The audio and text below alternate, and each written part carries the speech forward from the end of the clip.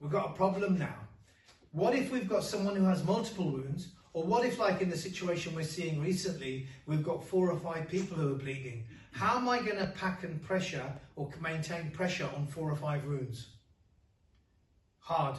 So your first option here is you do what you see in the films. Yeah, Bruce Willis or whoever packs a wound, says, "You come here, put your hand there, put your hand there, press as hard as you can." So you can use people around you. That's option 1. All right. Option 2 is we're going to use a pressure dressing. So now I've packed that wound. It's going to be a limb or an arm.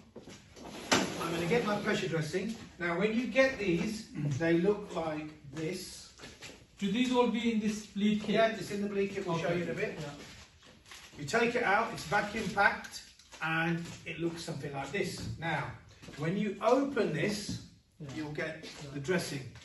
So if I packed here, I put the dressing over where I've packed.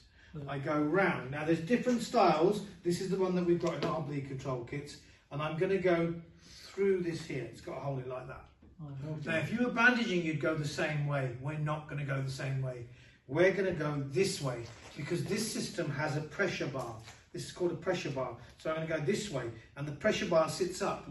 Now there, when I push, that's digging right in there. So now what I do is I go around. I do not let go of this bandage. I keep it in my hand and I push it over that bar, pushing that bar into my leg.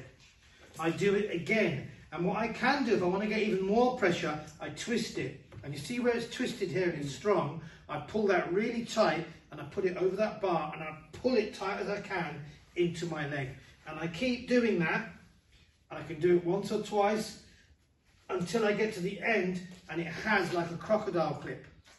I pull one side of the bandage up, doesn't matter where, and then I get another fold the other side, and that won't move now. I can put one here, I can put one on that leg, one on that arm. Now, what I was saying earlier, we know this now in Birmingham. We used to get people ringing for ambulances. When the lad got shot in Birmingham in the nightclub, I think it was an hour and a half before an ambulance got there, because they've got to wait. But if there's gunmen there, they can't just turn up.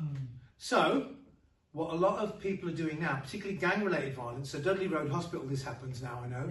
Somebody goes into A&E and starts shouting, "There's someone outside, he's bleeding, it's really bad," right? So when the nurses and that go outside, they get in a car and they bring the person there. So even they know you're not going to get an ambulance where we are, so they drop people off and run off. So you could do this to somebody, pick them up and put them in a car and take them to the hospital, because you are going to be waiting. In some of the areas we live in, you're going to be waiting a long time because ambulance ain't going to come anytime soon. So that's a pressure bandage, and that's how we can keep pressure in multiple instances on that person, or if we need to transport them.